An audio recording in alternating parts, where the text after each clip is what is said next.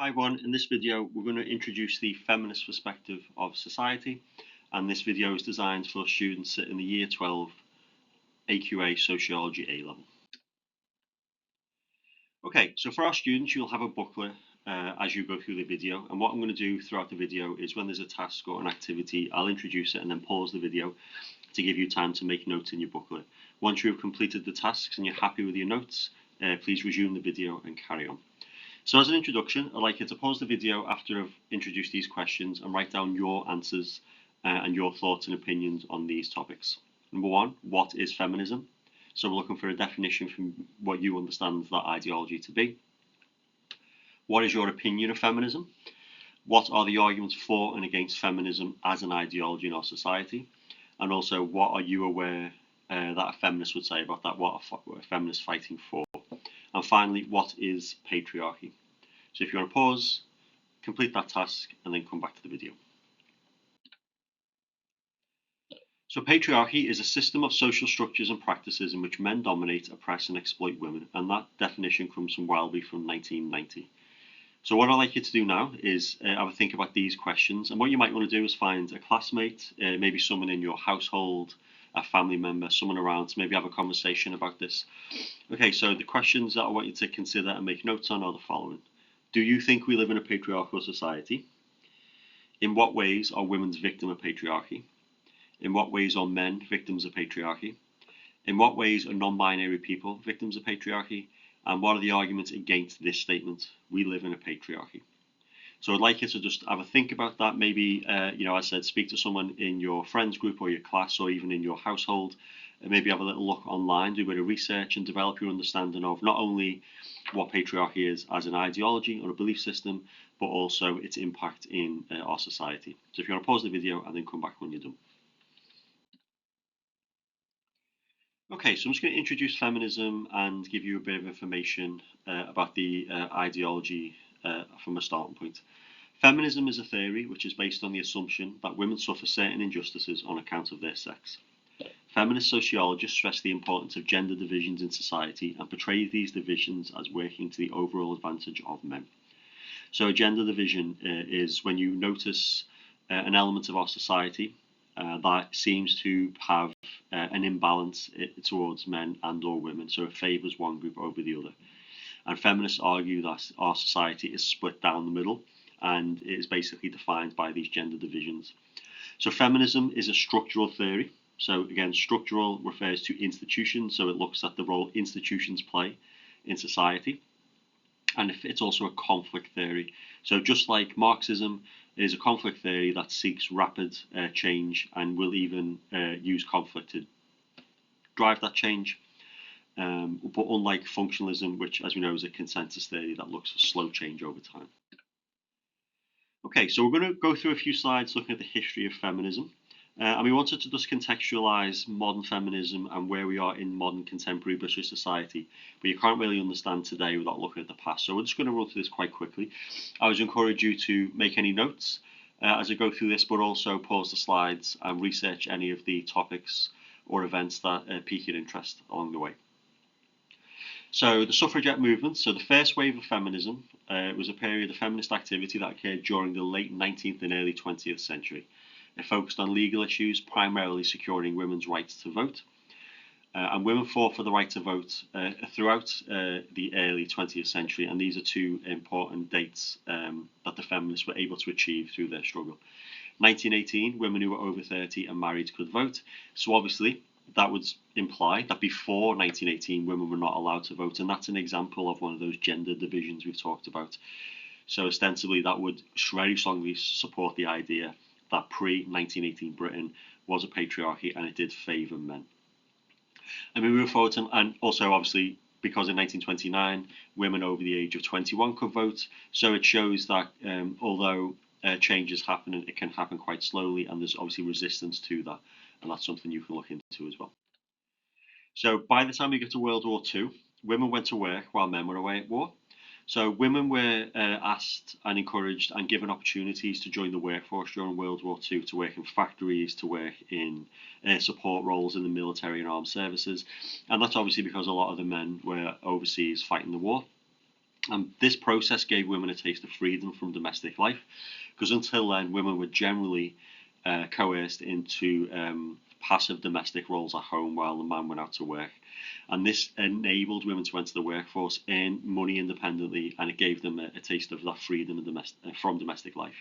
So, working in factories, shipyards, ammunition factories, building planes, the land army, and the military, women were promoted via the character of Rosie the Riveter, who was a character created to counter the cultural resistance against women entering the workforce. So, please don't think that if women get a vote and all of a sudden society does a 180 and all of a sudden everything's fine and everyone's equal. There was still a lot of resistance and a lot of misogynistic, patriarchal thoughts in society. So the government created Rosie the Riveter, who was a character that was meant to reposition women in our society and change how people perceived women. And if you look at the image, Rosie the Riveter there, we can do it. That image rejects like the domestic image and the passive image of the the housewife and the mother that was sort of in society at the time.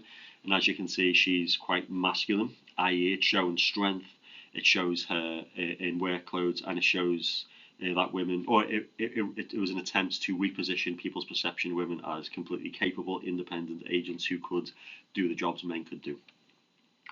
But it was only considered temporary. Okay, so after 1945, when the war ended, men returned home and wanted their jobs back, and that caused a huge amount of tension. And in their book, America on Film, Benshoff and Griffin state the following. They say, arguably, World War II altered gender relations in the USA more than any other event of the 20th century. And what we mean by that is after World War II, men returned home and returned to their jobs, and women were expected to support men and return to the home. And they were expected to re-adopt their former war life, where they were told their goal was to find fulfillment in being a wife and a mother and looking after the husband. And this was an ideology called familism, and the idea was it prioritized the needs of the family over the individual. And this was also reinforced in media, in advertising, magazines, films, and TV. So we're about to see how institutions become interdependent and how hegemonic worldviews are reinforced onto the citizens, because the media started to represent women in different ways to try and drive the idea that women were best suited in the home. So what I'd like you to do now is look at the first set of adverts in the 1940s and answer these questions. In the 1940s, how were women represented in each set of media? What do the adverts tell us about the expected roles of women in the 1940s and how they were perceived, or at least how the advertisements were trying to represent them? And what does this difference between the 1940s and 50s adverts tell us about the power of the media?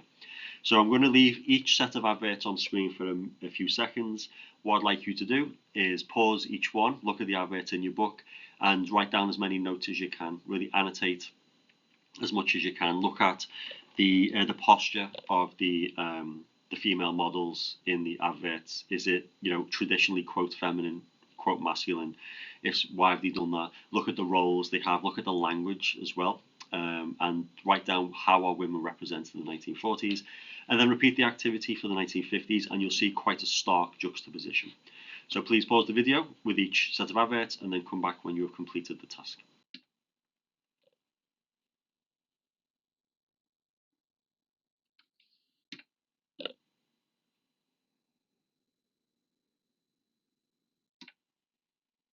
Okay, so hopefully you have completed that task and you're back. And obviously there are many, many distinctions and differences between the set of adverts. In short, the 1940s adverts position women as active agents in society who were essential to the maintenance of society and the war effort. Now, if you look at the adverts and the language, it gets a bit insidious because women are still positioned as second-class citizens. They are not positioned as equal to men. They are in passive roles of support. So land army, looking after men, getting our boys ready to fight. So they are still victims of or subject to that patriarchal sort of division across the genders, but there is obviously much different from what we see in the 1950s. And then we move to the 1950s and we see the women completely made passive, and the idea of the housewife and the domestic goddess and a woman who stays at home and looks after the kids, familism is reinforced quite heavily. And if you look at this advert from Van Housen's Ties, This is my favourite advert because it sort of crystallises everything we need to talk about. It's a man in bed with his shirt and tie. So the shirt and tie obviously connotes white collar jobs. So he's someone who goes and works and earns money for the family. Why he's wearing that in bed? That's another question for another time. But he's also relaxing, isn't he? And he's being served. And then his wife is literally on the floor, almost in, I guess, a position of worship, and she's offering food. And it reinforces the idea. I mean, if you look at the layout of the advert, the man is quite literally positioned higher up, but it also reflects gender division and the patriarchal nature of advertising that was trying to be reinforce these negative messages or very traditional views of women.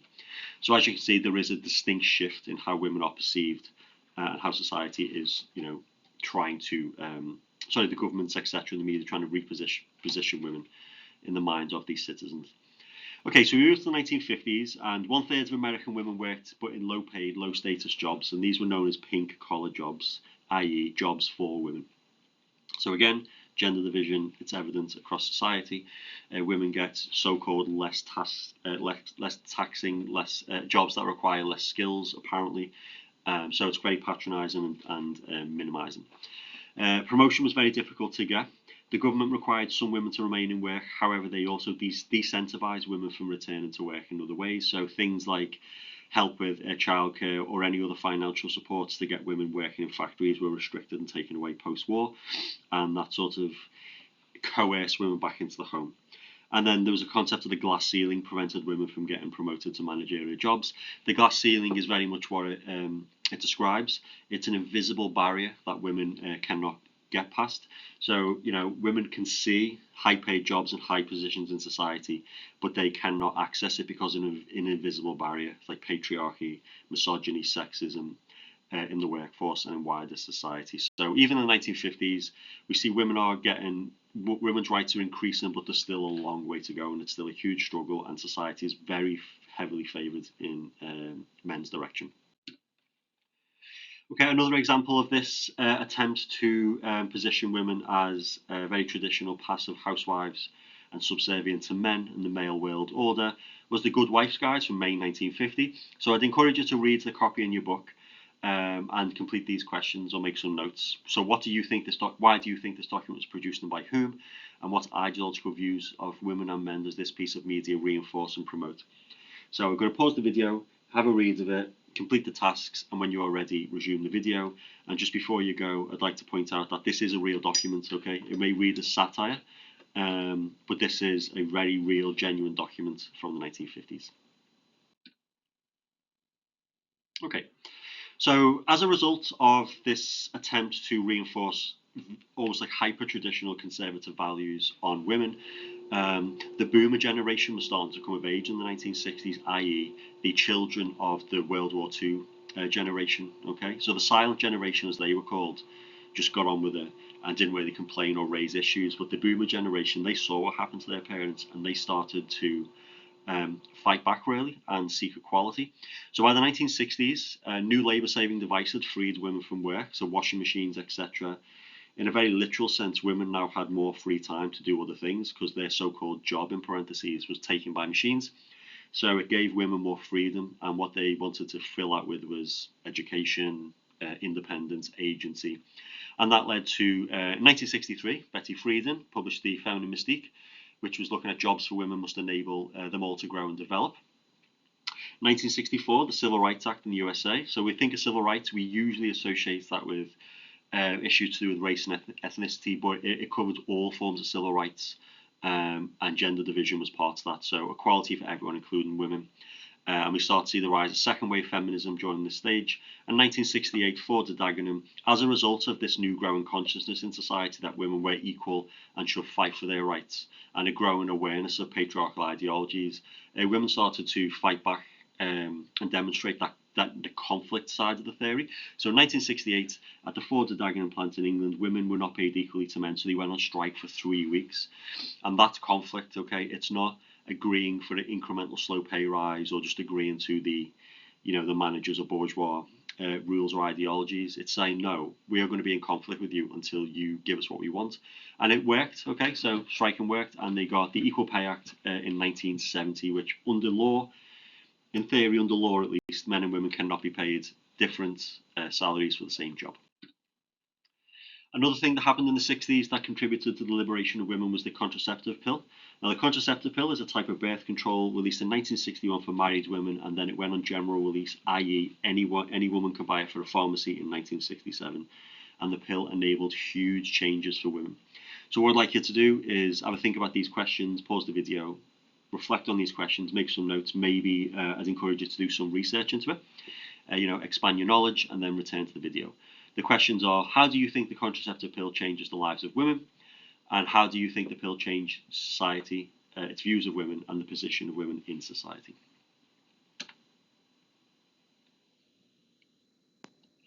Okay, so hopefully we've done our research and you've got a lot more answers than I'm going to give. But I'm going to give you some of or one or two of the big answers. So number one, it allows women freedom and control of fertility. So women's bodies could be used against them in a patriarchal system before the 1960s, i.e. if a man got a woman pregnant, usually a young woman pregnant, abortion was illegal, and when it started to become legalized, it was still very much stigmatized, and it's something that was not readily available. So women were often, if they became pregnant, let's say 17, 18, 19 years of age, they would sort of be trapped in a way, or at least locked into raising that child for at least 5 years until the child went to school. And that gives the man who is earning the money, obviously, a significant amount of control over that woman's life and body, because she becomes dependent on him. And the pill liberated women from that fear of pregnancy. Women could now, explore sexual freedom in a way that didn't have that danger of pregnancy on top of it. So it really did liberate them. And then that then gave women more choice of when or if they have children, which then enabled them to pursue education, careers. So the pill, it really was quite a significant move forward for women. Okay, so by the 1970s, we move into the second wave feminism is ongoing, and it emerged as a response to the re-domestication of women that took place after World War II. So see our slides and our adverts on slide 9. In the USA, the feminist movement emerged as said second wave feminism. It raised awareness and consciousness of gender inequality, and it focused on issues of domestic abuse, marital rape, which I don't know, I assume you don't know this, but I was very shocked to find out this was so contemporary. Marital rape was not considered a crime until 1992, okay? And it brought about changes in custody law and divorce laws. And it also meant more female leaders were starting to emerge. So that boomer generation who resisted the silent generation's worldview, and they fought back, and they created, second wave feminism. They start to become adults and, into their later 40s, 50s in their careers in the 1970s and 80s. And that's where people like Margaret Thatcher emerge from. Okay, so these female leaders, they start to emerge. We also have sports personalities, media personalities, professionals, and we start to see the beginnings of a more serious levelling of the playing field in society. That's not to say it is level today, but we did see a big step forward for women and the closing of the gender gap. So in the 1980s, following the increased liberation women experienced in the 60s, a new type of woman emerged. So the first university-educated women who were in control of their sexual behaviour and bodies emerged in the 80s.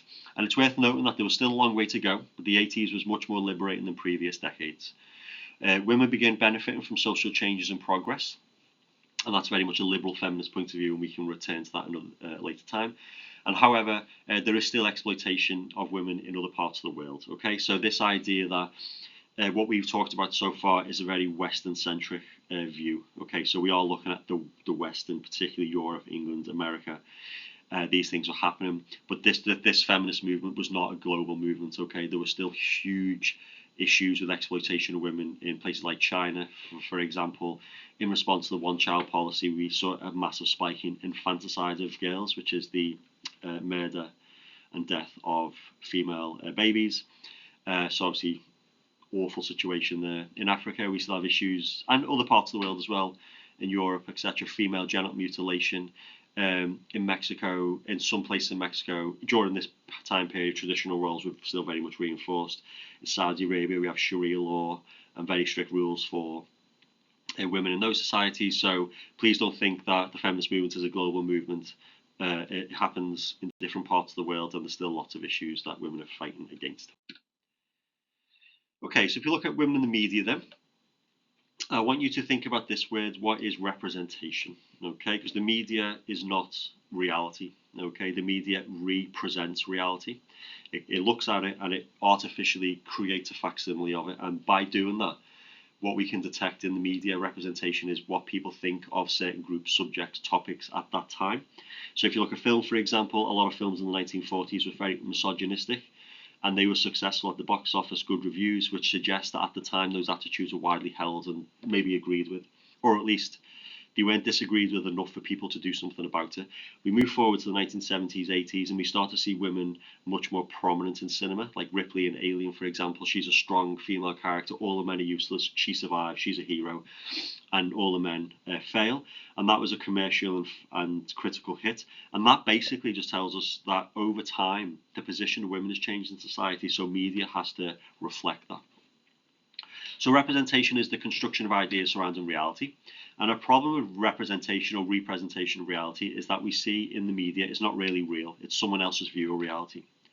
So some media texts contain obviously unrealistic representations of reality in people, but repeated exposure to the same message can influence audiences. And in this way, the media represents our desire for reality, but can be far from the truth and accidentally or intentionally misleading. So a quick example, if you look at the image on the screen, we have Megan Fox playing her character in Transformers.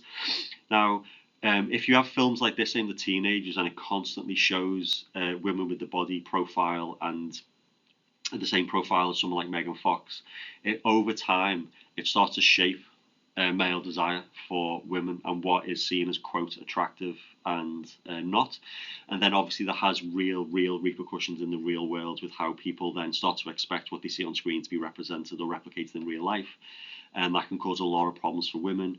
And if we look at this further, we can tie this to images of issues of body image, eating disorders, things like that. So representation could be really positive, but it can also be really destructive as well. So I'd like you to pause the video and just think about the ways women are represented in all forms of media and just consider these questions. What stereotypes are common for women? So for example, to get you started, the idea of women as domestic goddesses, i.e. in the home, looking after men and being happy with that and not having any other desires, that's a stereotype we see in some media. What types of roles do women traditionally play in media? Film, TV, video game, literature. So what type of roles? You may have heard of the concept of the damsel in distress. If you have, maybe explore that. If not, research that phrase and go from there. I'd like you to also consider, don't consider women as like one homogenous block. Okay, so stereotypes are common for women generally, but then you have different stereotypes for women of different ethnicity, different national identity, different sexual identity. So have a look into that and really look at how women are in the media are all basically placed in one of a very limited number of categories. Okay, is there a gender imbalance in how men and women are represented in media? So have a look at, let's say, a film or a TV show and just think, do the producers of this represent the men and women as equals, or is there an imbalance in that as well? So have a good think about that. An example of that, imagine video games. Most video games are male heroes, and what you're saving is a female damsel. So there's an imbalance, isn't it? That men are heroic people who do things and save people, but women are damsels who require saving. So that's what I mean by gender imbalance.